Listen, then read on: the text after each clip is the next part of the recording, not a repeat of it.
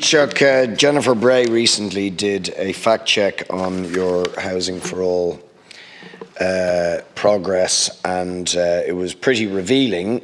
She revealed that in 2022 your target for affordable housing was 4,100, but what you actually delivered was 1,757, and in fact it was really less because you had included 750 approvals for the first-time buyer scheme, but there was actually only 137 drawdowns. This year, the target for affordable housing is 5,500, but in the first 6 months, you'd only delivered 1,290. In terms of social housing, the target for last year was 9,000, actually delivered 7,500, but Mel Reynolds points out that the number of actual council houses built on public land was only 1,689, a fraction of what you actually stated is happening. In other words, we're relying completely on the private sector and purchasing, and I believe we should purchase those homes in the absence of the state actually delivering, but where is the actual delivery of public housing? It's not happening anywhere close to what's needed or your own targets. Rents, she points out, when Housing for All started were €2,082 per month in Dublin. They are now, 2 years on, 2,330. I mean, just think about that, 2,330 average rent in Dublin. I mean, who the hell could afford that? And you're doing nothing to control those rents. And I would also just lastly urge you once again to look at the number of people who are trapped in homelessness. I had a couple coming into me, both working this week, who are 2 years in homeless accommodation, both going out to work every single day, and they are absolutely miserable, and they just wonder, how can we carry on with this stuff? And their case can be multiplied by thousands. So there should be an audit done of the long-term sort of imprisonment of people in emergency accommodation to try and help people move out of emergency accommodation. It's just not right to leave working people, families, kids for years and years and years in emergency accommodation. Barrett raised Jennifer Bray's analysis in the Irish Times, which I have to say I thought was reasonably fair. Wouldn't have agreed with it at all, but I thought it was reasonably fair and not as negative as he put across.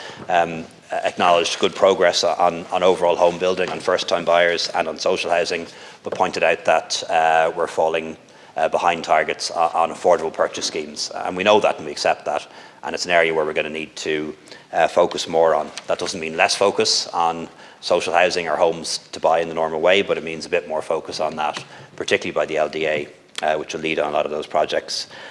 Just in terms of public housing, there are many different forms of public housing. There's cost rental, there's social housing, there's council housing, there's housing built by approved housing bodies, there's housing built by the LDA, there's the tenant in situ scheme.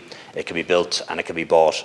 And I think there's too many people, trying to drill down into statistics to diminish what's been achieved by not looking at social housing and public housing in the round, taking one aspect of it, which might be direct build by councils, and saying that's the only social housing being built. That's deeply misleading, and it's not the reality on the ground. I have the pleasure to meet people from time to time when they've moved into new social housing projects, and they're delighted to be there, delighted to have a secure tenancy and an affordable rent. They never raise with me issues around whether it was the LDA that built it or was it approved housing body, and I think there's an academic interest in that is not reflected on the ground with real people in the way it is in the media.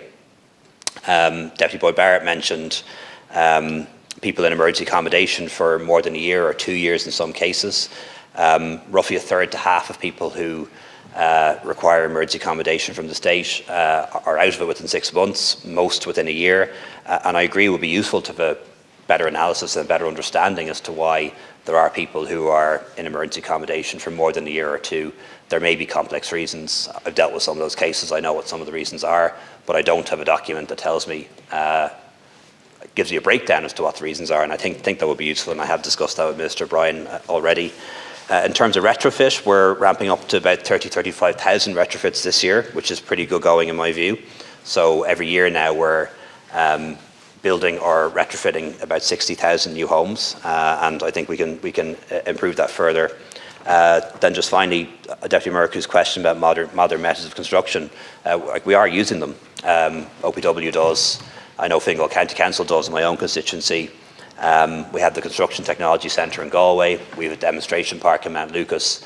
But modern methods of construction is a very broad term. You know, it ranges from factory-built homes that last for 30 to 50 years to whole slabs of concrete being brought in. It's a term that people use correctly, and it's a better term than modular, I think, but it means lots of different things and works in some places and not others. But we are using it already, and we're going to use it more in the years ahead. Yeah, that's with Minister O'Donnell, and a decision isn't made on it yet, but it recommends changes to the income thresholds, recognising the fact that people earn more than they did before, and also increasing the amounts of grants given, recognising that the cost of construction has gone up, but hasn't been formally signed off on yet.